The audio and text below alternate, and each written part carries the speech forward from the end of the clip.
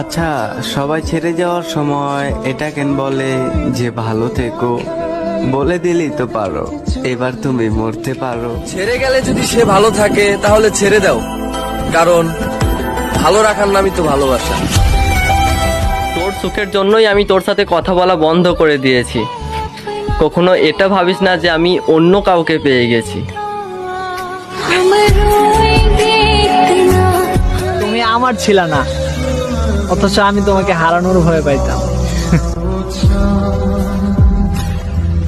আমি দোয়া করি যে যাকে ভালোবাসে সে যেন তাকেই পায়, কারণ হারানোর যন্ত্রণাটা সেই বোঝে যে পেয়েও হারিয়ে ফেলে।